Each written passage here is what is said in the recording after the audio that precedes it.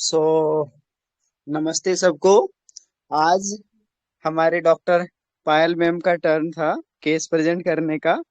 और उन्होंने एक बहुत ही शानदार और बढ़िया केस प्रेजेंट किए हैं। सो वेलकम पायल मैम। आज आज आपसे सीखने का मौका मिला है। सो मैं केस रीड कर दूं मैम?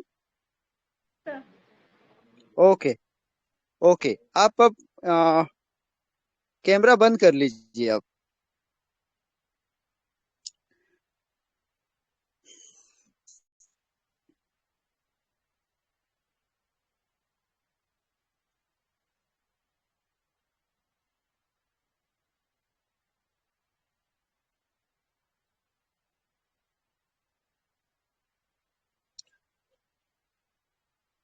सो ये भाई मैं case.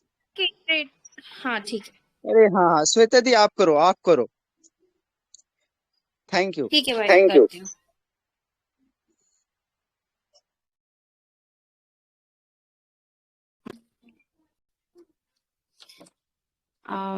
Hello to all. So I'm reading the case. So this is the case of 86 years male patient. His relatives are under my treatment, मतलब Dr. Payal's treatment, and one of his brother recently took treatment for lumbar spondylitis. His nephew one day came and told ma'am, please बड़े पापा को कोई medicine दे दो, सब परेशान हो गए हैं, कोई रखने को रेडी नहीं है। Doctor, okay, tell me something about him. IPR, he is very irritable in nature, सब काम तुरंत चाहिए, बस जिस बात की धुन लग गई वो इमीडिएटली करना पड़ता है। उन्होंने अगर बोला मुझे अभी XYZ से मिलने जाना है तो तुरंत कार बुलवाओ, अगर नहीं करो तो शाउट करते हैं, अब्यूसिव वर्ड्स भी बोलते हैं, कभी कभी कोई ना कोई अपने आसपास चाहिए ही है इनको। टॉयलेट एंड वॉशरूम का भी नहीं बोलते, जहां बैठे हैं वहीं सारे कपड़े गंदे कर देते हैं। जितने भी सर्वेंट्स लगाए सबको फर्स्ट डे ही भगा दिया। मेरे अंकल, मतलब यंगर ब्रदर ऑफ पेशेंट को भी इतना परेशान कर दिया वो पलिताना चले गए 2 महीने के लिए।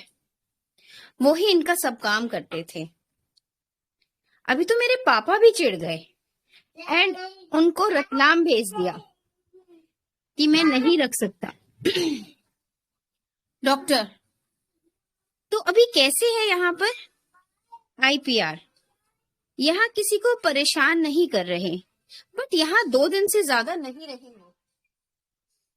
वो फिर वही अपने घर जाएंगे। So now I am telling about the background of the patient. Patient is the eldest brother of 5 siblings. Wife died 10 years before. Having 6 daughters, all married. Patient was a principal in government school. Retired around 25 years ago. He brought up his 2 brothers and 2 sisters as father died when he was 20 years old. दोनों भाई को अच्छा education दिलवाया but job नहीं करने दी। Village में बुलवाया and grocery shop start करवाई। दोनों भाई के बच्चों की एंगेजमेंट एंड शादी भी इन्होंने ही करवाई। पूरी फैमिली में कोई इनकी बात को डिनाई नहीं करता। सारे डिसीजंस इनके ही रहते हैं। Thank you.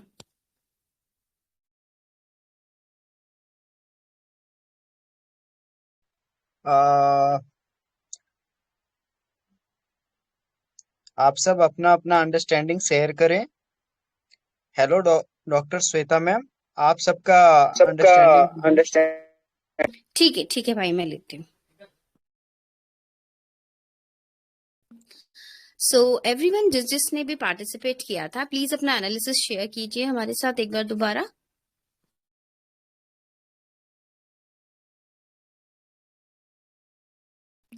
Please let's start somebody.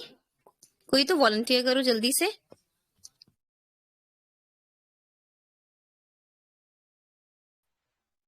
Hello. मैं बोलूं? हाँ hello. Yes, please, please, ma'am. हाँ जी. हाँ मैम, जैसे उन्होंने केस के बैकग्राउंड में बताया ना कि उन्होंने मतलब उनको बड़ा किया है, फिर अपने बच्चों को भी सिंगल हैंडेड बड़ा करके फिर उनकी भी शादी कर रहे हैं, तो वो केयरफुल तो है सबके लिए, सबकी जिम्मेदारी ले रहे हैं, सबके केयरफुल रहे हैं पास्ट हिस्ट्री में। लेकिन अभी जिसके प्रति केयरफुल है उनके प्रति वो थोड़ा डिक्टेटोरियल भी लगते हैं, जैसे कि वो बोले वैसे ही करना। उन्होंने मतलब पढ़ाया लेकिन अपने ही गांव में आकर वहां पर ही ग्रोसरी शॉप खोलना या जो भी वर्क करना। सॉरी।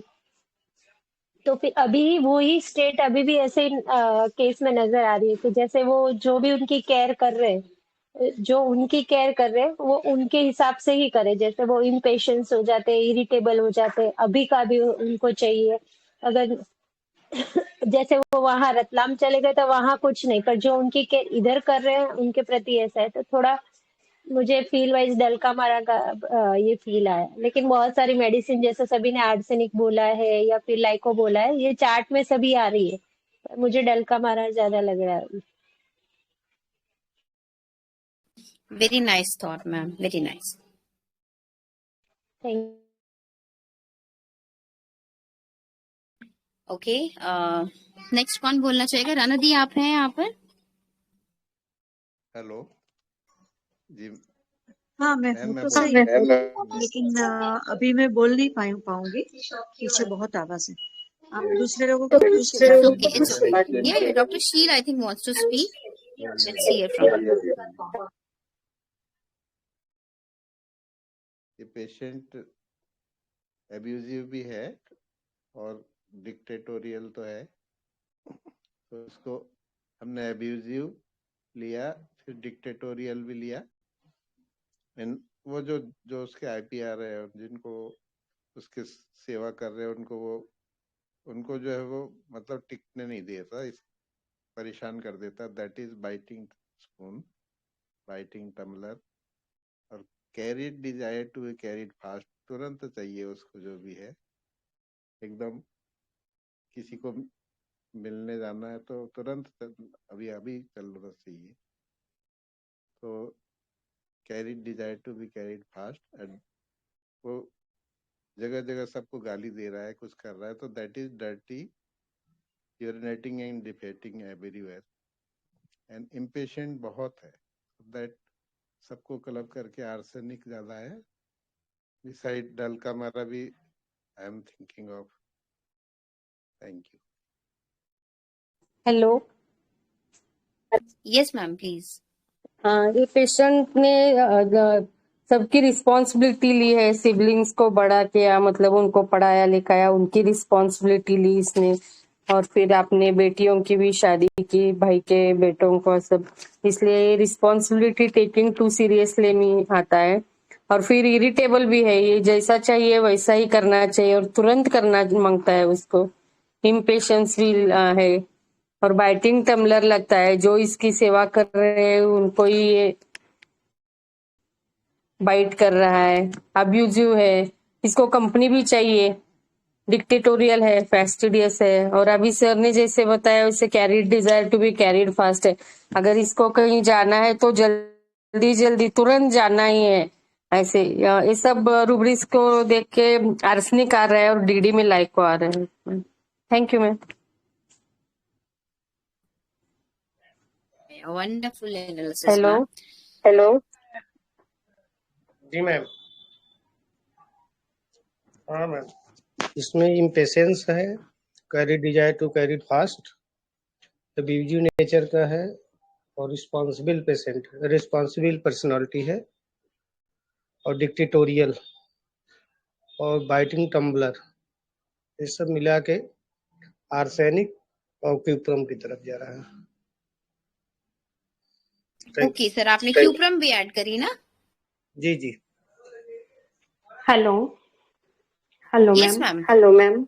Yes, yes. मैम मुझे भी ये क्यूप्रम मैट ज्यादा लग रहे हैं, क्योंकि बाइटिंग टम्बलर है सबसे ज्यादा, दूसरा डिक्टेटोरियल भी बहुत है, और जिस तरह से इनके अकॉर्डिंग कोई काम नहीं हो तो ये एब्यूजिव हो जाते हैं। इट मीन्स ये कोर्ट मार्शल करने को रेडी रहते हैं अपने आईपीआर का, और क्योंकि ये अपने जगह से दूर, मतलब जहाँ पे ये रहते हैं वहां से दूर किसी और के पास आके रह रहे हैं, मतलब जो जिन्होंने मैडम से कांटेक्ट किया है, तो यहाँ पे वो अच्छा बिहेव कर रहे हैं। क्यूप्रम भी मतलब अपने जो आईपीआर रहता है उसको बहुत एब्यूज करता है, कोर्ट मार्शल करता है, लेकिन बाहर अपना इमेज वो खराब नहीं होने देना चाहता है। तो मुझे भी ये क्यूप्रम ही लग रहे हैं। Thank you. Okay. Okay. Next, ma'am who would like to speak? Yes, ma'am. Please बताइए. बोलूं मैं? हाँ हाँ श्रुति दी बोलो ना. हाँ, मुझे ये है ना, आर्सेनिक डीडीए क्यूप्रमेट लगा, क्योंकि ये पूरा सेल्फिश, पहले तो उसने पूरी रिस्पॉन्सिबिलिटी ली, सब सबलिंग को बड़ा किया, सब किया, और अभी जैसे जैसे एज हो रहा है तो उसको में भी लग रहा है कि कोई उसकी तरफ ध्यान नहीं दे रहा है, तो वो ज्यादा डिक्टेटोरियल बना है, बाइटिंग, जो जिनको उन्होंने ये केयर कर रहे हैं उनकी, उनको वो बाइट कर रहा है। और डीडी मुझे क्यूप्रम के जैसा लग रहा है कि कमांडर, खुद को कमांडर समझ रहा है कि मैंने सबको बड़ा किया तो सबने मेरा ही सुनना चाहिए, ऐसा। और वो जो जहाँ जहाँ कहीं भी जाता है, वहां का माहौल वो खराब कर देता है, तो और एब्यूजिव भी है, तो वो मुझे आर्सेनिक और क्यूप्रम ही लग रहा है। Thank you the. Okay. Very nice. Very nice thought. अब कौन अपना एनालिसिस बताना जी चाहेगा? मैं बताऊं जी. मैं बताऊं अरे मधु दी बिल्कुल बिल्कुल वेलकम. हाँ तो ये जो है ये तो सब मतलब डिक्टेटोरियल है, ये तो सबको पता ही चल रहा है कि बहुत ज्यादा, मतलब उसको जो चीज उसने बोल दिया वो उसे वही चाहिए, और शुरू से ही अपने हिसाब से ही पूरी फैमिली को चलाते आया है। दोनों भाइयों को उसने पढ़ाया, सब कुछ किया, बट जॉब नहीं करने दिया। तो मतलब पूरी फैमिली अपने हिसाब से ही चलाई है, और अब क्योंकि वो बूढ़े हो गए हैं तो वो अपनी पोजीशन देने के लिए तैयार नहीं है। मतलब अभी भी उनको ये लग रहा है कि मुझे अपनी पोजीशन वो रिटेन रखनी है, तो इसलिए वो अपना हुक्म चलाते हैं। जबकि अब तो जो उनके छोटे भाई हैं या जो उनके बच्चे हैं वो कमांड संभालने वाले हो गए हैं, तो इसलिए उनका बिहेवियर जो है इस तरीके का, मतलब अपना ओहदा बनाए रखने के लिए शायद उनका इस तरीके का बिहेवियर है, बाइटिंग टम्बलर जैसा। तो मैं भी क्यूप्रम पे ही हूँ। बहुत अच्छा बहुत अच्छा. बहुत लोगों ने बेरेटा का आप बताया है, नक्स फॉर्मिका बताया है, लाइको बताया है. आप लोग प्लीज आइए ना सामने, जब डिस्कशन करेंगे तो और अच्छे से क्लियर होगा.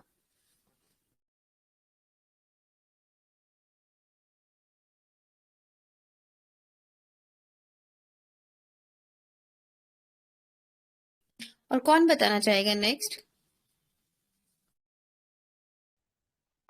Good evening ma'am.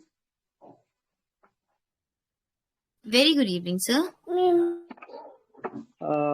मैंने जो मैम इसका रूब्रिक लिए थे, तो वो अब्यूजिव है, डिक्टेटोरियल है, और डर्टी भी है, क्विक टू एक्ट है, और वो टॉर्मेंटिंग अदर्स में है. और एक रूब्रिक है dictatorial controls want others to, इसमें लेकेसिस है. तो मेरे को ये लेकेसिस लगा था और मैंने लेकेसिस ही पोस्ट किया था इसमें, क्योंकि लेकेसिस वो है जो डिक्टेटोरियल इतना होता है कि वो दूसरे के ऊपर कंट्रोल चाहता है. तो मेरे को तो ये लेकेसिस लगा. बहुत बहुत अच्छा सर, बहुत अच्छा. जो आपने सर आपने अपनी चार्ट डाला है ग्रुप में? हाँ डाला है. ठीक है sir.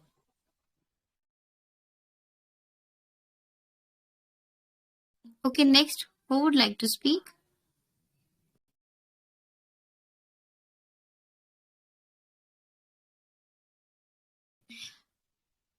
There are around 57 participants, so please come forward and please share your analysis with us.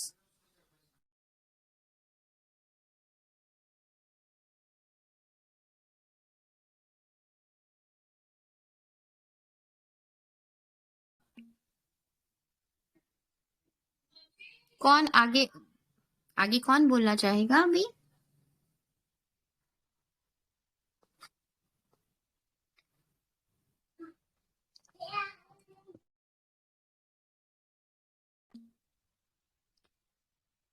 जब हम लोग अच्छे से पार्टिसिपेट करेंगे ना, तभी हम लोग का जो और ज्यादा अच्छे से क्लियर होगा। तो जो भी मन में आ रहा है इस केस को लेके, प्लीज शेयर कीजिए आगे।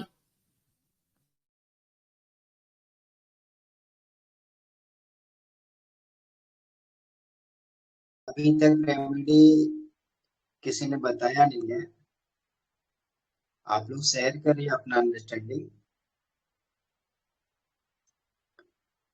डॉक्टर दीप्ति राठौर मैम, आप बताइए अपना अंडरस्टैंडिंग। मेघा बहन, राजेश सर, आप लोग अपना अंडरस्टैंडिंग शेयर करिए। हाँ सर, नमस्कार sir, Rajesh Singh. Hello sir, आवाज जा रही है? यस सर, हाँ जी सर, आ रही है। हाँ सर, ये हमें आर्सेनिक लग रही है कि देखिए वाइटिंग टम्बलर में भी है सर, अपने नजदीक वालों को जो उनकी सेवा करता है उन्हीं को परेशान कर रही है। तो carry desire to carry fast में जहाँ जाना है उसे तुरंत जाना है, ये है। तो इस तरह से सर ये आर्सेनिक का फिल्म दिखाई दे रहा है मुझे। Thank you sir. हेलो, हाँ जी सर, जी जी सर, बहुत अच्छा आर्सेनिक सर, लग बहुत रही है अच्छा। सर। जी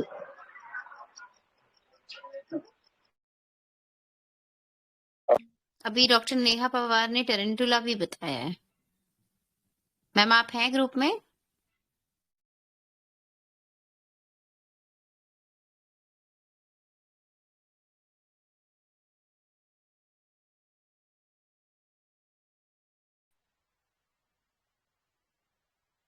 सब साइलेंट क्यों है आप लोग?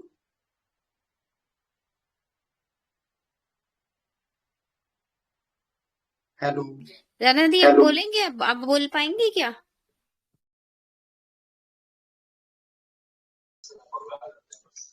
मेरे लिए बोलना पॉसिबल नहीं है क्योंकि मैं जो प्रोग्राम में हूँ ना, मैं वहां से बाहर नहीं निकल सकती।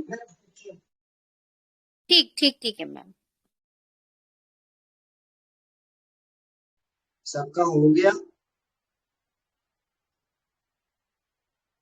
और कोई बताना चाहेगा? We have 66 participants right now. अगर कोई बताना चाहता है तो प्लीज शेयर कीजिए अपना एनालिसिस। ठीक है। मैडम, इसमें जो है, this patient is very much irritable and wants things to be done immediately. ये तो मेरा ख्याल में रुस्टॉक्स लग रहा है। क्यों बोल तो आर्सेनिक में he wants things to be in order, but here the patient sometimes he makes dirty his own environment, and Rustox is restless and irritable, and he works for the family. He is a selfless person है। ये arsenic is selfish है। He is looking like selfless. He has served for the family all his life. In my opinion, he is not in favor of arsenic. Okay sir, something different we have got to know. Yes. Like अभी हमारे पास rhus tox भी add हुआ है। ये carry desire to be carried. That is why I thought it is arsenic हो सकता है। Sulphur का थोड़ा शेड लग रहा था, मगर सल्फर का तो इसमें ये नहीं, इतना एंगर या आईपीआर को सताना, ये सब गाली देना, अब्यूजिव रहना। बहुत अच्छा, वेरी नाइस सर। हेलो दी, नमस्ते। नमस्ते दी। नमस्कार हरी। हाँ जी दी, अभी सारे लोगों ने मतलब पहले तो पढ़ के लग रहा था ये बाइटिंग टम्बलर आर्सेनिक, लेकिन अगर रेमेडी ग्रुप में नहीं है तो मैंने जैसे कि वो बहुत गाली वाली देता है तो अब्यूजिव और सब चीजें तुरंत होना चाहिए, तो carried, desire to be carried, dictatorial है वो, एंड अगर ऑर्डर में चाहिए सारी चीजें तो ऑर्डर डिजायर इसीलिए तो टैक्सेस आ रहा है। सो मेघा दी, ग्रुप में रेमेडी आ चुका है, बट अभी तक वीसी में किसी ने नहीं बताया अच्छा, है मेडिसिन को। ओके भाई, मेरे चार्ट में टैक्सेस आ रहा है। ये आर्सेनिक नहीं है, लेकिन ये आर्सेनिक जैसा ही लगता है देखने में। हाँ जी भाई। हाँ, सो अभी इसका जब डिस्क्लोज करेंगे तो इसकी थोड़ी हाँ जर्नी मैं बताऊंगा, तो आप हाँ लोग ये हाँ रेमेडी मिस नहीं करोगे इस स्टेट को। हाँ जी ठीक है भैया।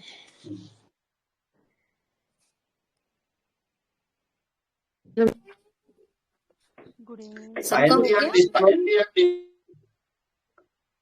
कोई शेयर करना चाहता है या डिस्क्लोज कर दें?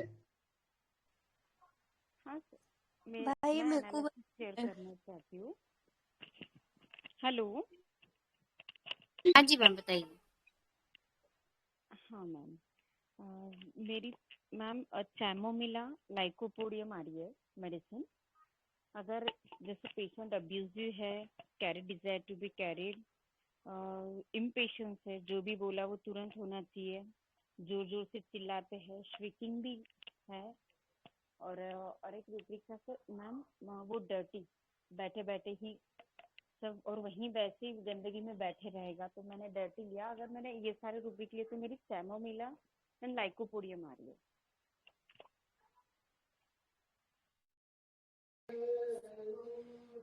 हेलो मैम, मैं बताऊं?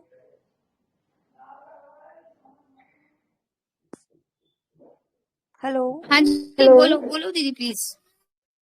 भाई, आर्सेनिक नहीं है तो फिर ये कैलिकार्ब हो सकता है, क्योंकि एक रूब्रिक है कि उसके अंदर company desire for treats out, मतलब अच्छे ट्रीट्स दोस हु अप्रोच, मतलब गलत तरीके से फिर बात करता है, वो एक रूब्रिक है कैलिकार्ब का, और वो ट्यूटोरियल होता है जो कि ये पर्सन भी है, और इम्पेशंस इसके अंदर भी है, और इसने रिस्पॉन्सिबिलिटी भी सारी अपनी निभाई है, तो ये कालिका भी हो सकता है। बहुत बढ़िया शिष्य दी, बहुत बढ़िया। मेरे चार्ट में भी आई थी काली। हेलो पायल मैम सुन पा रहे हैं आप?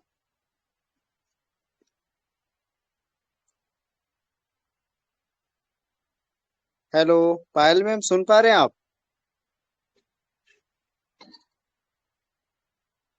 भाई वो है ही नहीं। शायद बिजी होंगे। ये है तो सही।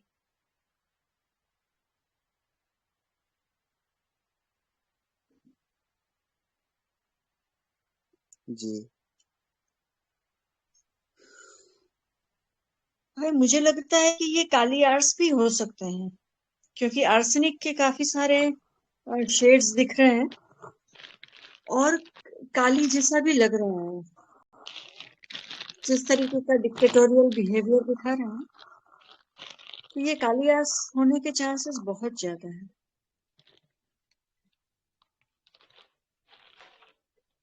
बहुत अच्छा राना लेकिन दी। ये जो स्टूल पास कर रहे हैं और टॉयलेट कर रहे हैं ना, जहाँ बैठते हैं वहीं पे कर देते हैं, वो थोड़ा देखना पड़ेगा।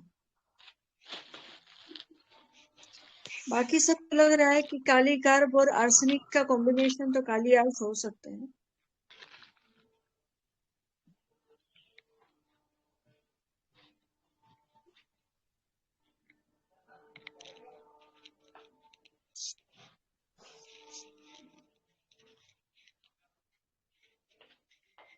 अच्छा बहुत बढ़िया राना दी। और कोई बोलना चाहेगा फटाफट जल्दी से, अदरवाइज वील डिस्क्लोज। सर मैं कुछ बोलूं सर? हाँ सर, प्लीज ये प्लीज सर बताइए बताइए सर। इसकी थीम सर ब्रेडक्रम की भी लग रही है। एक मतलब डिक्टोरियल टाइप का आदमी है और अपने जितने उनके सिबलिंग हैं सबको ऊपर कमांड करना चाहता है, और मतलब social fear of social position में भी है। जब दूसरे के यहाँ जाता है तो चुपचाप रहता है बिल्कुल, मतलब बड़ा अच्छा बिहेव करता है, लेकिन जब अपने लोगों के बीच में आता है तो, और जहाँ बैठता है वहीं पर यूरिन और टॉयलेट वगैरह कर देता है। तो कुछ फिल्म पर ब्रूटल की भी आ रही है, और इस तरह से ऐसे हो सकती है ब्रूटल भी है। Thank you sir. ठीक है सर, थैंक यू।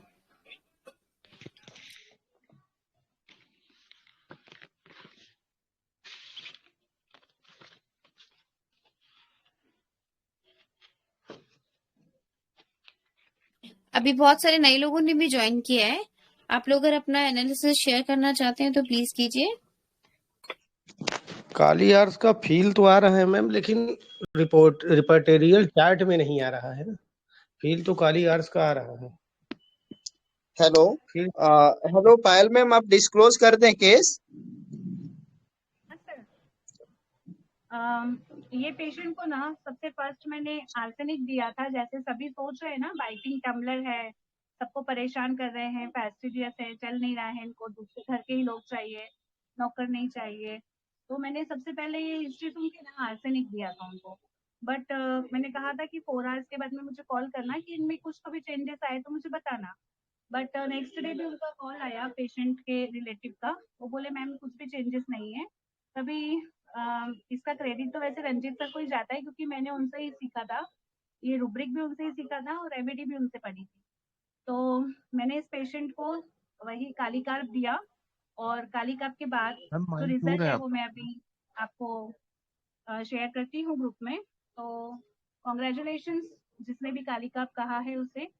ये पेशेंट काली कार्ब था, क्योंकि अगर हम थ्रू आउट जर्नी देखें ना पेशेंट की, तो पेशेंट बहुत ड्यूटी बाउंडेड था, डिक्टेटोरियल था, डॉगमेटिक था। मतलब इसने अब इतना खुद प्रिंसिपल रहा, पर अपने दोनों भाइयों को ना अपने पास में बुला लिया कि यही रहना है। तो दोनों भाई पढ़े लिखे थे, एक एक को टीसी की जॉब मिल गई थी, एक को बैंक में जॉब लगी थी। दोनों भाई वो जॉब छोड़कर अपने बड़े भाई के कहने पर ना गाँव में आके किराना की जॉब शॉप करने लग गए। तो सोचो वो भाई कितना डिक्टेटोरियल होगा। तो डॉगमेटिक है, ये डिक्टेटोरियल है। पूरा लाइफ इसने अपने भाइयों की रिस्पॉन्सिबिलिटी, ड्यूटी सब कुछ की इसने, और अब मतलब अपने भाइयों के बच्चों की तक इसने शादियां करवाई, उनके उनके रिश्ते करवाए। और जैसे ये जिस पोस्ट पे था ना, प्रिंसिपल था, तो वहां भी ये काफी अपनी ड्यूटी को बहुत ऐसे हार्ड तरीके से पूरा रिस्पॉन्सिबिलिटी को निभाता था। तो ये पेशेंट को मैंने काली कार्ब दिया था। एक रूब्रिक है हमारे पास, company desires for yet outrageously.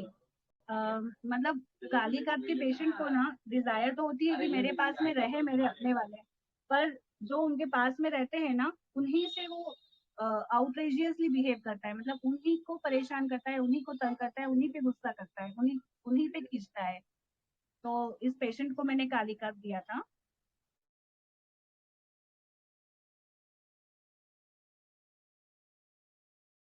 Wonderful Payal ma'am, बहुत बहुत जबरदस्त केस है और आपने अच्छा क्रैक किया। So next day kali carb 1M देने के नेक्स्ट डे ही उनके रिलेटिव का मैंने उनको कॉल किया था आउट ऑफ एक्साइटमेंट की, मतलब क्या काम किया मेडिसिन में। तो मुझे बोले कि मैडम उनका चिल्लाना, उनका मतलब आज सुबह ही नया सर्वेंट रखा है तो उसके साथ भी अच्छे से रह रहे हैं, सर्वेंट को चिल्लाना, दूसरों को चिल्लाना, और मतलब बिल्कुल शांत हो गए हैं, जैसा बोल रहे हैं वैसा कर रहे हैं, जैसा हम उनसे करवा रहे हैं वैसा कर रहे हैं। मतलब सबको परेशान करना बंद कर दिया, मेडिसिन भी अपने आप ले रहे हैं। मतलब वो रिलैक्स हो गए थे जो मेरे पेशेंट थे। ये काली कार्ब का इफेक्ट था। जी वाओ, जी। Wonderful result. सो आप सबको थैंक यू पायल मैम। आप सबको काली कार्ब ऐसा क्यों होता है ना, अब इसको मैं थोड़ा शेयर करता हूँ कि काली कार्ब ऐसा क्यों बनता है।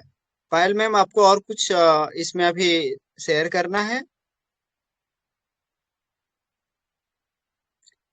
सर आप हेलो। पढ़ा दीजिए, आप पढ़ा दीजिए सर, आपसे ही सीखा है काली कार्ब भी मैंने। और जिस दिन सर ने ये मेडिसिन पढ़ाई थी एक केस के साथ में, वहीं पर उसके सेकंड डे ही ये केस मेरे पास आया था और मैंने ये क्रैक किया था। तो all gratitude to Ranjit sir.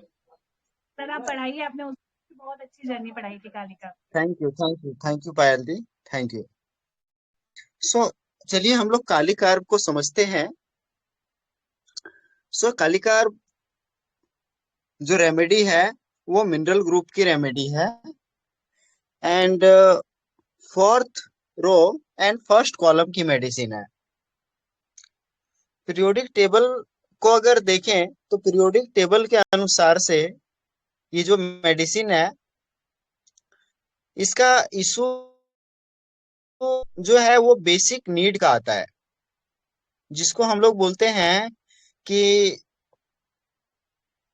रो 3 पार करने के बाद, यानी रिलेशनशिप इशू को पार करने के बाद उसको अपने फैमिली को अपना जो रोटी कपड़ा मकान है उसको अपना कमाना है, उसको कमा करके एक प्रोटेक्शन देना है या अपने फैमिली को चलाना है।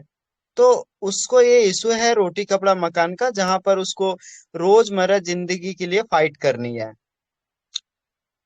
ओके, जहां पर वर्कर हैं, जहां पर काम करने वाले लोग हैं, ये फोर्थ रो का इशू है एंड कॉलम फर्स्ट में है। सो कॉलम फर्स्ट की जो रेमेडी है वो बहुत ज्यादा डिपेंडेंट है, बहुत ज्यादा इम्पल्सिव है, बहुत ज्यादा अल्टरनेट है, उनका माइंड अल्टरनेट करते हैं, वो इम्पल्सिव होते हैं, बहुत डिपेंडेंट होते हैं।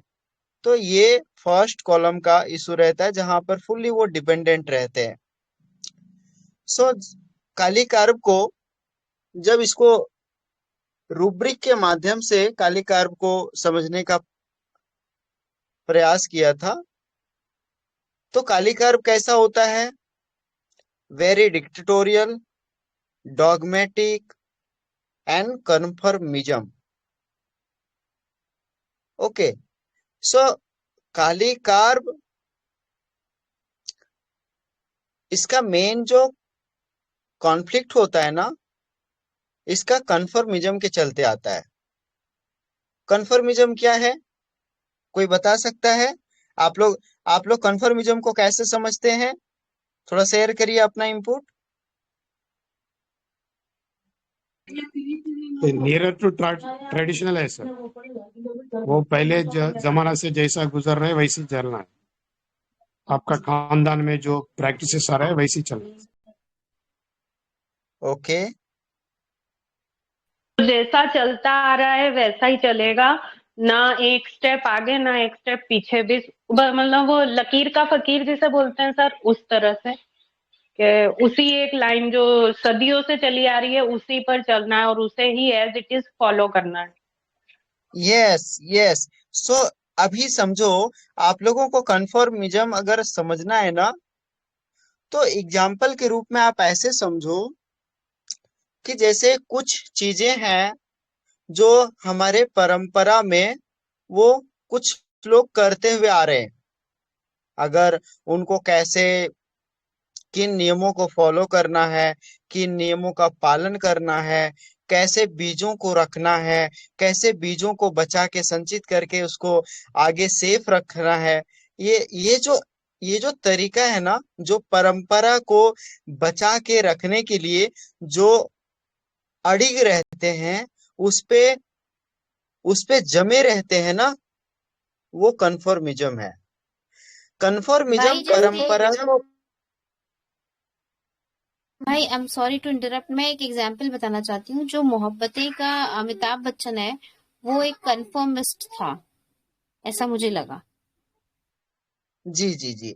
सो अभी अभी आप देखेंगे कन्फर्मिज्म अपने जो परंपरा है, जो पास्ट में जो उसको पूर्वज जो करके गए हैं, या जो उसका जो नियम है, जो अनुशासन है, उन चीजों को वो सेफ रखना चाहते हैं, उनको मिटने नहीं देना चाहते हैं। वो चाहते हैं कि वो अगर बचे रहे, वो परंपराएं बची रही, तो ही आगे जा करके सब कुछ सही से रह पाएगा।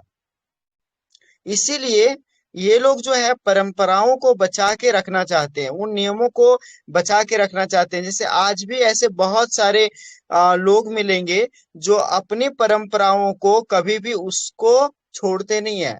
भले आज का समय उसमें बदलाव आ गया है, समय बदल चुका है, लेकिन फिर भी उन चीजों को वो छोड़ते नहीं है, उन चीजों को पकड़ के रखते हैं। क्यों? इसलिए क्योंकि अगर छूट गया ना, तो वो जो बीज चलता आ रहा है ना, वो बीज जो एक समय से, एक सदियों से जो चलता आ रहा है, वो उसमें प्रॉब्लम आ जाएगा। और ये जब प्रॉब्लम आएगा ना, तो वो फिर हमारा परंपरा कैसा था वो पीछे पहचान नहीं आएगा कि हमारा परंपरा कैसा था। एग्जाम्पल जैसे, अगर हम कह लें कि हमारे बाप दादा ने ऐसे करते थे, ऐसे रहते थे, लेकिन आज हम उन चीजों को छोड़ दिए, भूल गए। तो हमारे बाप दादा लोग कैसे रहते थे वो पूरा खत्म हो जाएगा। अगर हम उसको फॉलो करते रहे तो उस परंपरा में आज भी पता चलेगा कि हम लोग उसके वंशज हैं और हम लोग उसके जैसा जी रहे हैं। और इन कन्फर्मिज्म वाले लोगों का ये मानना रहता है कि वो जो करते हुए आ रहे हैं वही सही है, वही सही है। वो जो करते आ रहे थे जिसके चलते हम लोग बहुत अच्छा से रह रहे थे, बहुत सेफ रह रहे थे, बहुत सुरक्षित रह रहे थे। क्यों? क्योंकि अभी देखेंगे ये कन्फर्मिज्म में कौन कौन सी रेमेडी है। काली कार्ब है, काली बाइक्रोमिकम है और कोकस कैक्टिस है। ठीक है, तो यहाँ पर काली ग्रुप की मेडिसिन पड़ी हुई है और काली ग्रुप की मेडिसिन के अंदर ये जो फोर्थ रो का जो इशू आया है इनसिक्योरिटी का, जिसको बेसिक नीड की जरूरत है, तो ये इनसिक्योरिटी है कि उसको अपने फ्यूचर में अपने जनरेशन को ये चीज उसको देना है। इसको अपना अपने जनरेशन को, अपने बच्चों को, अपने पीढ़ियों को, पीढ़ियों तक ये सोचते हैं कि हमारे पीढ़ियां तक जो है हमारे परंपरा को जाने और उस परंपरा पे चले। क्यों? क्योंकि इससे पता चलेगा कि हम क्या थे, इससे पता चलेगा कि हम क्या थे। सो उस परंपरा को बहुत ही दृढ़ता से फॉलो करने वाले होते हैं कालिकार, इसीलिए वो डॉगमेटिक हो जाते हैं। नहीं, हम जो कह रहे हैं वही सही है। आप न्यू जनरेशन के लोग आ गए तो न्यू जनरेशन में बच्चे आ गए, बच्चे पढ़ने लगे, लेकिन वो चाहते हैं कि अभी पहले के जमाना में जैसे या उनके परंपरा में अगर उसने कह दिया कि अपनी ही बिरादरी में शादी होना चाहिए तो अपनी ही बिरादरी में होना चाहिए। जैसे आप सौगंध मूवी देखिए, सौगंध मूवी जब अक्षय कुमार का बना था, शुरू में जो रिलीज हुआ था, आप उस मूवी में देखेंगे तो उसमें मुकेश खन्ना जी जो हैं वो कन्फर्मिज्म का ही उदाहरण दिए थे। वो जो अपना पिक्चर लेके आए ना मुकेश खन्ना जी, जो क्वालिटी पेश की है ना, वो कन्फर्मिज्म का है। मोहब्बतें में अमिताभ बच्चन जो अपना कैरेक्टर रखे हैं वो कन्फर्मिज्म का है। ठीक है, सो आप जब देखेंगे तो वो सब अपने उस परंपरा को कभी भी चेंज नहीं करना चाहते, कभी भी बदलना नहीं चाहते, उस परंपरा पे दृढ़ बन के अड़िग रहते हैं। क्यों? क्योंकि इनको लगता है कि हम अगर चेंज किए तो हमारा जनरेशन आगे खराब हो जाएगा, जनरेशन तक ये नहीं पहुंचेगा और आगे जाके पीढ़ियां में ये बदलाव बिल्कुल खत्म हो जाएगा। जो हम लोग जिस चीज को अभी फॉलो करके जी रहे हैं वो खत्म हो जाएगा। तो उस बीज को बचा के रखना चाहते हैं वो। ऐसे हमारी पीढ़ियों में बहुत सारे ऐसा बीज हुआ था जिन बीजों को बहुत अच्छे तरीके से रखा जाता था। जस्ट वैसे ही अपनी इन परंपराओं को बीज समझ करके ये काली कार्ब के लोग रखते हैं, क्योंकि इसको अपने जनरेशन को परोसना है, अपने जनरेशन को दिखाना है कि हम क्या थे। ठीक है, सो काली कार्ब इसलिए डिक्टेटोरियल बन जाता है, डॉगमेटिक होता है और चेंज एवर्जन होता है। उसको चेंज बिल्कुल पसंद नहीं है, उसको चेंज चाहिए ही नहीं, वो रिजिड है, रिजिड है। अच्छा, बहुत ही रिस्पॉन्सिबिलिटी लेने वाला है और बहुत ही ड्यूटी ओरिएंटेड है, बहुत ही ज्यादा फैमिली ओरिएंटेड पर्सनैलिटी है। लेकिन काली कार्ब के अंदर प्रॉब्लम क्या आता है कि फर्स्ट कॉलम में रहने के चलते काली कार्ब डिपेंडेंट होता है। फर्स्ट कॉलम में रहने के चलते ये डिपेंडेंट होता है और यही डिपेंडेंसी के चलते वो अपने आईपीआर को उसको सबको एक साथ रखना चाहता है, सबको अपने साथ रखना चाहते हैं। क्यों? काली कार्ब अपने जो फैमिली है ना उसको इसलिए साथ में रखना चाहता है ताकि वो सब इसके फ्यूचर में, इसके भविष्य में, आने वाले समय में सब इसका साथ देंगे, इसके साथ रहेंगे। तो ये अपने फैमिली में सबको बांध के रखना चाहता है, लेकिन है डिक्टेटोरियल, है परंपरावादी, है सभ्यतावादी। तो अब होगा प्रॉब्लम क्या आएगा, किसको? एक तो फैमिली पे डिपेंडेंट है, कि हमारा फ्यूचर क्या होगा। आज अगर हम इन लोगों को छोड़ दिए, अगर आज हम इन लोगों को बांध के नहीं रखें, तो हमारा फ्यूचर में देखने वाला कौन रहेगा, क्योंकि इनसिक्योरिटी है। ठीक है। और दूसरी तरफ यह है कि उन लोगों को अपने अनुसार से चलाना भी है। तो अपने अनुसार से चलाना भी है और उसके ऊपर डिपेंड भी रहना है। तो भाई आप किसी पे डिपेंड रहते हो ना, तो वहां पर क्या होता है, आपको उसका बात को मान के चलना रहता है, आपको उसके अधीन होके रहना पड़ता है, आपको वहां माइल्ड रहना पड़ता है। लेकिन प्रॉब्लम ये है कि अपने कन्फर्मिज्म को ये छोड़ नहीं पाता, ये चेंज नहीं हो पाता, ये अपने परंपराओं को छोड़ नहीं पाता। इसीलिए काली कार्ब ट्रेडिशनल प्यूराइज्ड में भी आ गया है। आप मर्फी की रिफैक्ट्री देखेंगे या आप कंप्लीट देखेंगे तो अभी प्यूराइज्ड ट्रेडिशनल में काली कार्ब ऐड हुआ है। सो आप जब आगे चलेंगे और जब इसको देखेंगे तो काली कार्ब क्या कर रहा है, इस डिक्टेटोरियल नेचर के चलते काली कार्ब क्या कर रहा है, company desire for those at treat those who approach him outrageously। यहां पर रूब्रिक को थोड़ा समझिए। इसका कहना है कि मुझे कंपनी चाहिए, मुझे फैमिली चाहिए, लेकिन फिर भी जो उसके पास है उसको कैसा ट्रीट कर रहा है, ये उसको कैसा ट्रीट कर रहा है, ये सब सो रहे हैं क्या? आउटरेजियसली आउटरेजियसली आउटरेजियसली का मतलब क्या होता है बताइए? इंफीरियर्स है वो सब इंफीरियर्स है इसके लिए या सर्वेंट्स है। डिक्टेटोरियल हिसाब से गुस्से they have to follow him, that's all.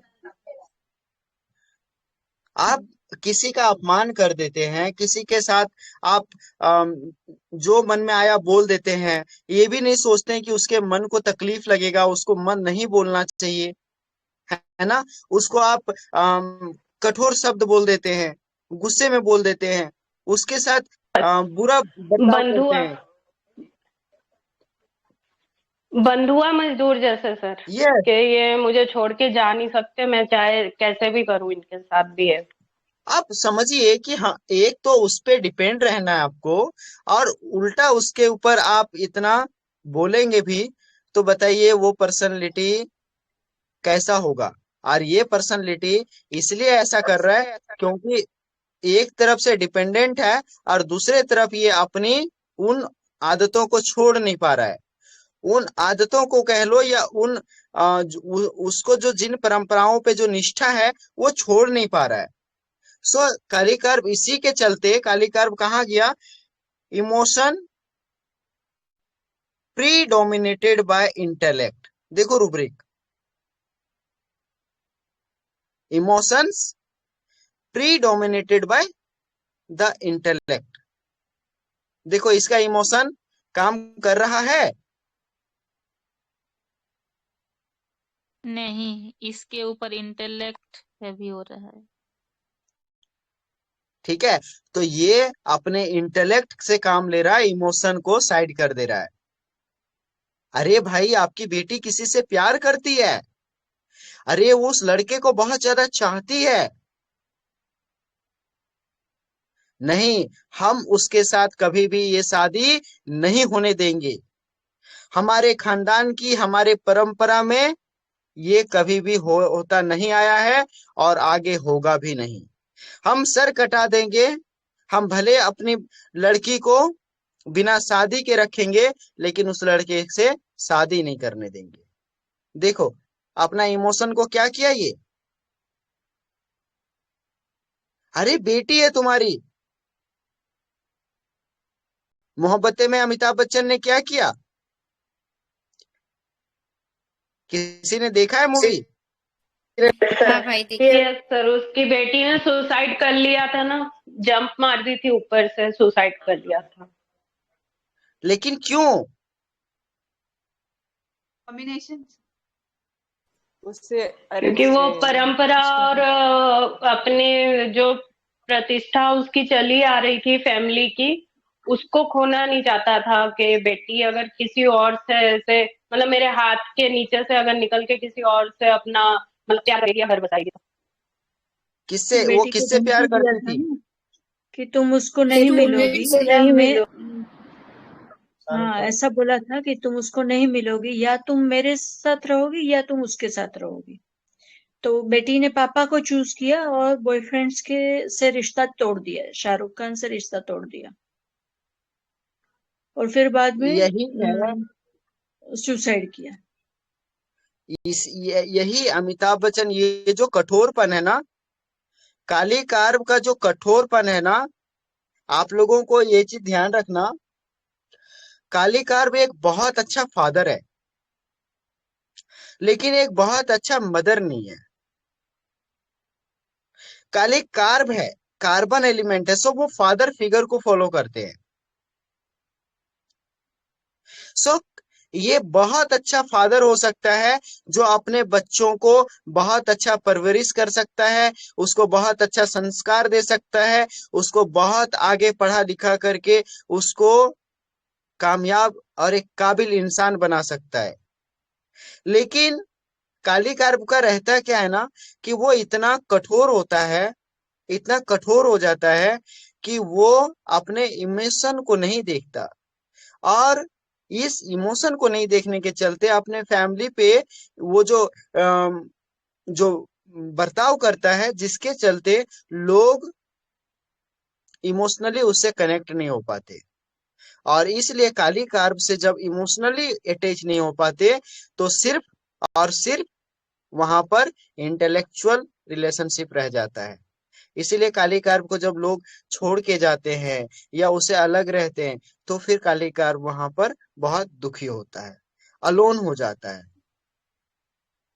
Kali carb में भाई ऐसा भी बोलते हैं ना कि काली कार्ब अपने ब्रेड एंड बटर मतलब क्लोजेस्ट फैमिली के साथ कोरल्स करता है, जो सबसे नजदीक है ना उनसे सबसे ज्यादा। जैसे ये अपने आज के केस में भी वही है ना, कि जो सबसे हाँ, नजदीक है, जैसे उसका भाई उसको सबसे नजदीक था ना, उससे सबसे ज्यादा लड़ाई करता था, तो ब्रेड एंड बटर के साथ लड़ाई करता है।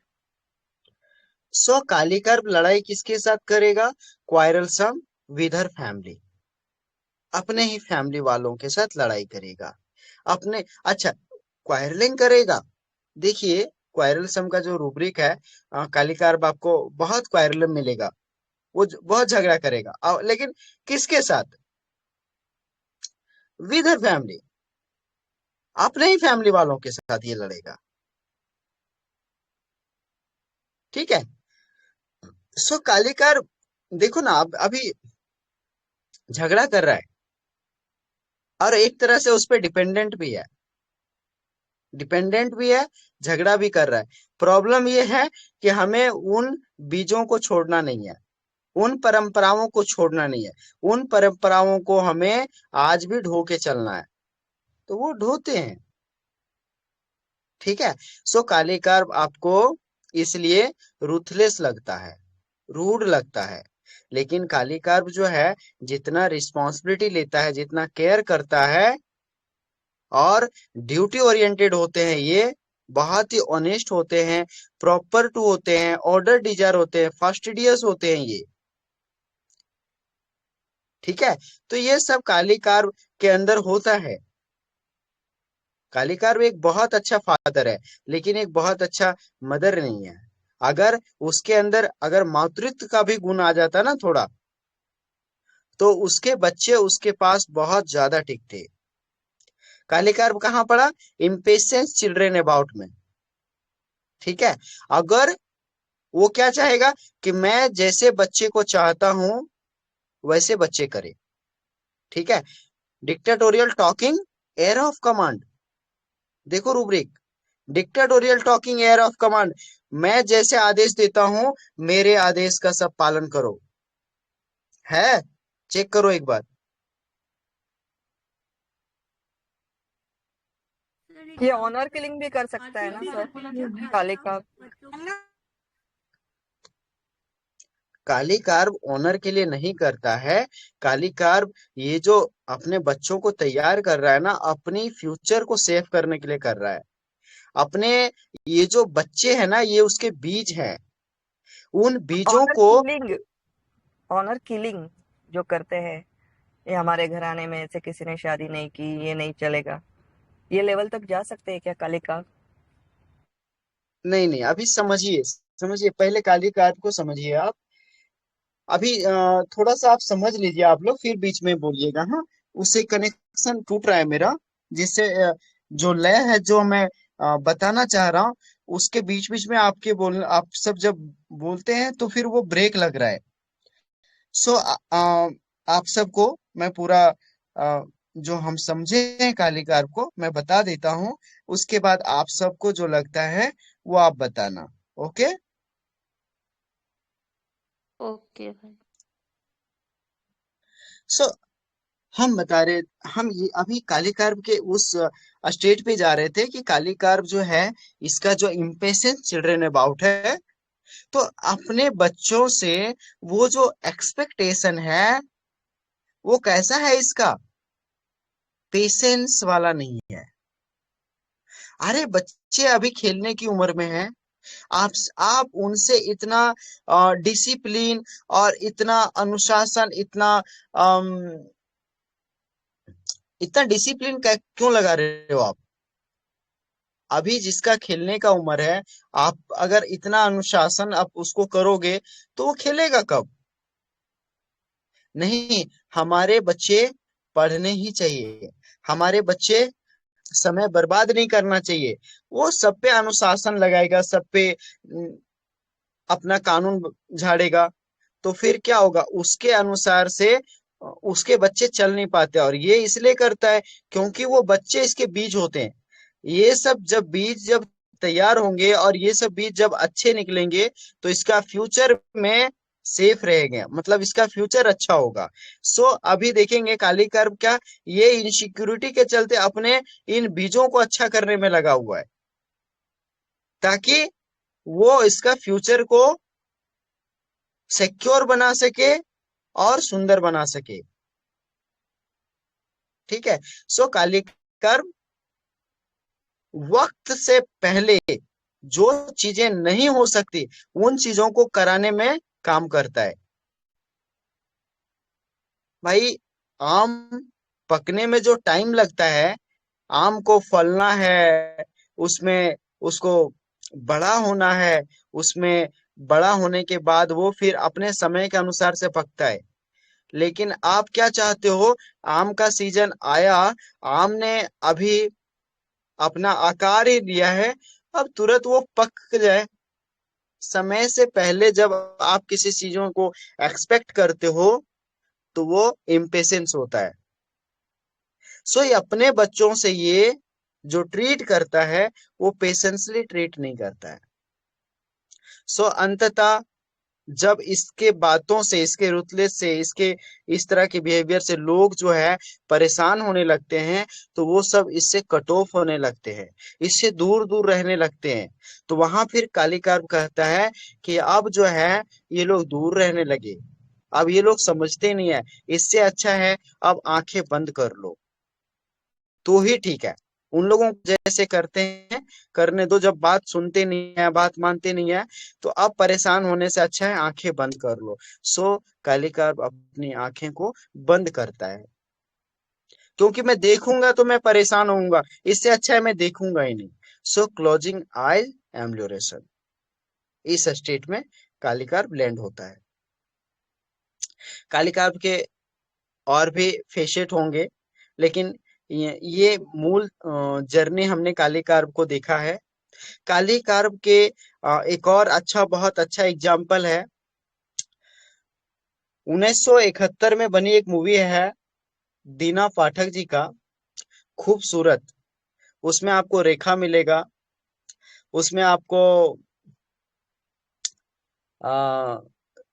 एक हीरो है राकेश रोशन जी मिलेंगे, दीना पाठक जी मिलेंगी। सो दीना पाठक जी का जो आप किरदार देखोगे वो कालिकार्ब का है। कालिकार्ब के बहुत सारे एग्जाम्पल हैं हो गए। आप जब दीना पाठक को ऑल ओवर पूरा देखेंगे ना, तो आप लोगों को बहुत अच्छा कालिकार समझ में आएगा, बहुत अच्छा समझ में आएगा। सो प्लीज आप लोग जा करके जो है ये मूवी जरूर देखना। खूबसूरत मूवी, 1971 की बनी हुई मूवी है ये। दीना पाठक जी उसमें किरदार किए हुए हैं। तो वो अपने फैमिली में सबको देखो कैसे ट्रीट कर रही है, सबको देखो कैसे अनुशासन ला रही है, कैसे अपने बच्चों में अनुशासन लेके आई है, कैसे अपने सब में एक परंपरा को फॉलो करवा रही है, पति के साथ कैसे व्यवहार कर रही है। तो इसके पीछे जो है ना उसका केयरिंग नेचर है,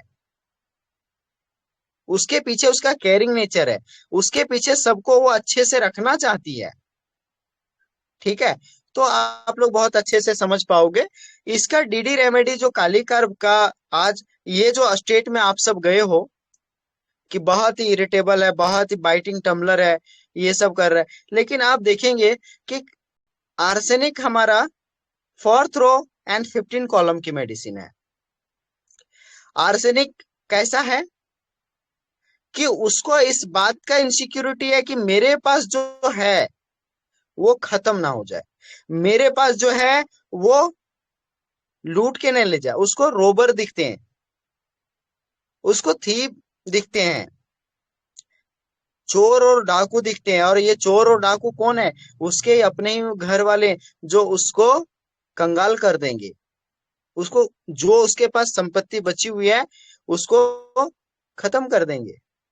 सो कालीकार जो पर्सनैलिटी है वो डिपेंडेंट पर्सनैलिटी है, जबकि आर्सेनिक जो है वो पर्सनैलिटी अपने पोजीशन को बना के रखना चाहता है, उसको उन जो उसके पास बची हुई है उसको वो मेंटेन करना चाहता है। ठीक है, सो कालीकार आपका लेफ्ट साइड में है और आर्सेनिक आपका राइट साइड में है। सो आर्सेनिक की पर्सनैलिटी कैसी है? बहुत ज्यादा रिस्पॉन्सिबिलिटी लेता है, बहुत ज्यादा रिस्पॉन्सिबिलिटी लेता है, डिक्टेटोरियल है। ठीक है, लेकिन आर्सेनिक को अपना परंपरा को, अपना बीज को बचा के रखने की जरूरत नहीं है, जो काले कार्ब करता है। ठीक है, काली कार्ब आपको लव फॉर फैमिली मिलेगा, आर्सेनिक भी लव फॉर फैमिली मिलेगा। काली भी इरिटेबल होता है, आर्सेनिक भी इरिटेबल होता है। आर्सेनिक भी जो है अपने फैमिली को बुरी तरह ट्रीट करता है, यहां तक कि अपना मोरल खत्म कर लेता है। ठीक है, इम्पेशेंस होता है, उसको बच्चों की चिंता है आर्सेनिक को, लेकिन इम्पेशेंस चिल्ड्रन में आपको आर्सेनिक नहीं मिलेगा। ठीक है, आर्सेनिक भी फास्टिडियस है, काली कार्ब भी फास्टिडियस है, लेकिन काली अपने उन परंपराओं के बारे में बात करता है। काली काली अपने परंपराओं के बारे में बात करता है, कन्फर्मिज्म के बारे में बात करता है, और आर्सेनिक के अंदर ये सब नहीं है। इसीलिए काली चेंज एवर्जन में गया, जबकि आर्सेनिक नहीं गया। सो ये कॉमन डिफरेंशिएट है, और इसके साथ डलका मारा साथ में चलती है। तो जब डलका मारा का केस करेंगे तो उसमें और अच्छे से क्लियर हो जाएगा, और डलका मारा के काफी केस हुए भी हैं डलका मारा के। सर मेरी तरफ क्यूप्रम से से भी सर क्यूप्रम से भी बता दीजिए ना, कैसे डिफरेंशिएट करेंगे? देखो, क्यूप्रम मेट जो है वो आपका 4th रो एंड 11 कॉलम की रेमेडी है, राइट? एक बार चेक कर लो। ठीक है, सो क्यूप्रम मेट का इशू जो है, जब आप देखेंगे इसको रूब्रिक एनालिसिस से देखेंगे और इसको थीम वाइज देखेंगे, तो क्यूप्रम मेट 11 कॉलम में पड़ी है, जिसके चलते क्या है कि वो कॉलम 10 को अचीव करके और कॉलम 11 में है। तो अब क्या है, क्यूप्रम जो पर्सनैलिटी है अपने को प्रूव करने में लगी हुई है, उसको ये प्रूव करना है कि मेरे अंदर काबिलियत है, मैं अभी भी पोजीशन में रह सकता हूं। सो क्यूप्रम मेट भी जो है डिक्टेटोरियल हो गया, डॉगमेटिक हो गया, और वो अपने आप में ग्रेट पर्सन है, ऑफिसर है, जनरल है, ये सब है। उसने एक पोजीशन अचीव करी है और उस पोजीशन में उसको बने रहना है, उस पोजीशन को छोड़ना नहीं है। क्यूप्रामेट भी रिस्पॉन्सिबिलिटी लेता है, क्यूप्रामेट भी फैमिली ओरिएंटेड होता है। और क्यूप्रामेट का इशू इशू प्रॉब्लम यही है कि ये डिपेंडेंट नहीं है, ये इंडिपेंडेंट पर्सनैलिटी है। ये बहुत ज्यादा परजिवरेंस और बहुत एम्बिशियस पर्सनैलिटी है, ये बहुत स्ट्रांग है, ये हैवी मेटल है ये, ठीक है। सो क्यूप्रम के अंदर आप जब उसका डिलूजन देखेंगे ना, उसका डिलूजन देखियो ना, कितने सारे डिलूजन भरे पड़े हैं, जहां पर उसका एक रैंक पर्सन का एक एक सुपीरियर पर्सन का जो है ना वो दिखाता है। सो क्यूप्रम मेट उस सुपीरियरिटी को मेंटेन करने के लिए, क्यों? क्योंकि राइट साइड में है, तो राइट साइड में मतलब उसको जो प्राप्त है उसको मेंटेन करने की बहुत बड़ी फाइट चल रही है, लड़ाई चल रही है। इसीलिए क्यूप्रम अपने आप को प्रूव करने में लगा है हमेशा कि अगर मैं अपने आप को प्रूव करूंगा कि मैं काबिलियत हूं तो लोग मुझे कुर्सी से नहीं उतारेंगे, मेरे पोजीशन पे रखेंगे। अगर मैंने प्रूव करना छोड़ दिया, अगर लोगों में ये दिख गया कि मैं नहीं कर सकता, तो वो मुझे हटा देंगे, ठीक है। सो ये क्यूप्रम मेट का इशू रहता है।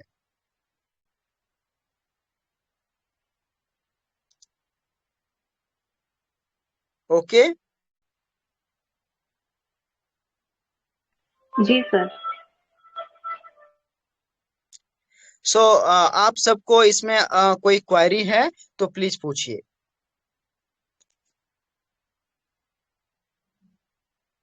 गंदा बाकी क्यों अभी करेगा? अभी इसका राणा जो जी, फैस्टिडियस का इसका एगेंस्ट बिहेवियर दिखाता है इसमें, ये केस में, ये जिधर का उधर जो पेशाब कर रहे हैं या स्टूल्स पास कर रहे हैं, इसका कुछ एक्सप्लेनेशन दे सकते हैं सर? देखिए अभी क्या है, आप लोग एक बार काली कार्ब को चेक करिए। काली कार्ब भी फास्टिडियस में है, काली कार्ब भी जो है ना ऑर्डर डिजायर में है, और ये स्टूल कहीं भी पास कर दे रहे हैं, कहीं भी कुछ कर दे रहे हैं। तो इसके पीछे का जो है ना कोई और रीजन इसका होना चाहिए, जो पायल मैम से पता चलेगा आप सबको। क्योंकि केस में जो रिटर्न में रहता है ना, उसके पीछे का वाई भी जानना बहुत जरूरी होता है। वो क्यों कर रहा है, किस कारण से कर रहा है, ये भी जानना बहुत जरूरी होता है। सो इसके पीछे का वाई जब देखेंगे ना, तो ही मैं बता सकता हूँ ये क्यों कर रहा है। और वास्तव में किसी भी केस में हम लोग सिर्फ वर्जन पे एनालिसिस नहीं करते हैं, हम लोग उसके ऑल ओवर जो अम, उसके एक्शन रहते हैं ना, उस पे ज्यादा फोकस करते हैं।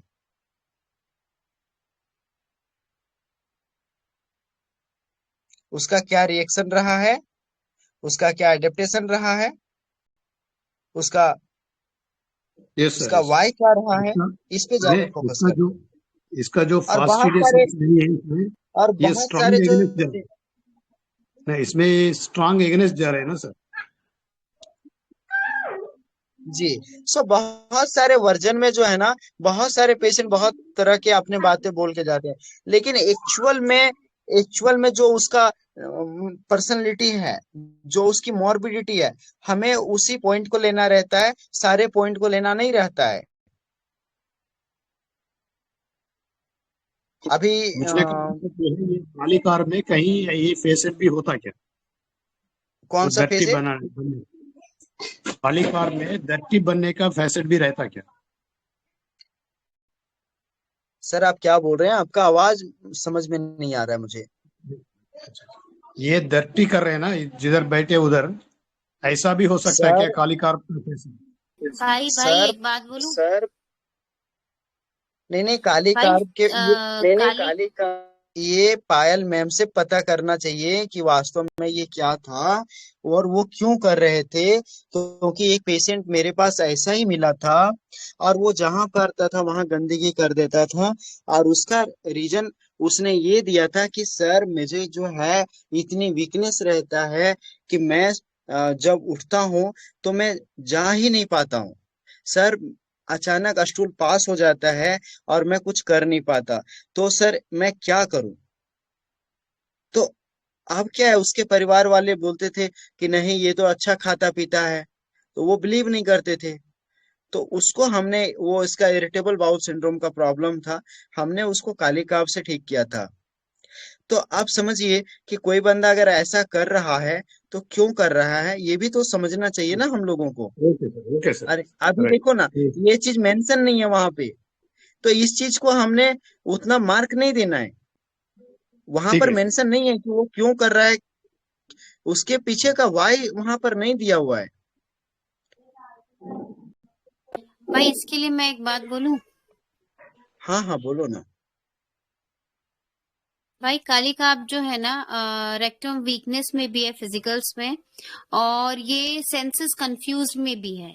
जब एक इंसान के पास सेंसेस ही नहीं होगी प्रॉपर, मतलब ability to sense is the ability to think in a sensible way, तो जब वो अपने अच्छे से समझदारी की तरफ समझदारी से सोच ही नहीं पाएगा ना, तो मुझे ऐसा लगता है सच्चाई को पहचानता ही नहीं है। हो सकता है ओल्ड एज में इस तरह से हो जाता होगा कि वो सेंसेस में कंफ्यूज हो जाता है, तो तब उससे ऐसा हो जाता है। और रेक्टम वीकनेस में भी है ये फिजिकल्स में काली काम।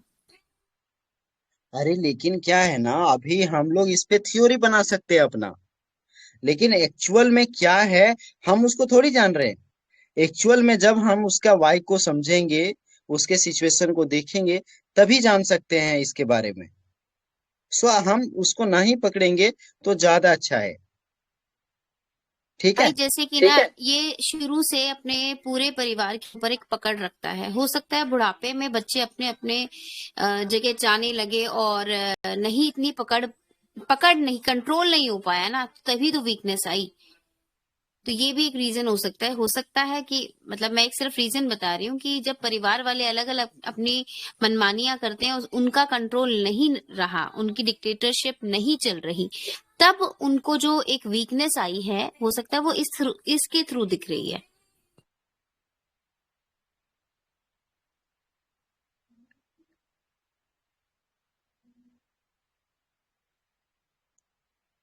सो मुझे लगता है आज के लिए इतना काफी है।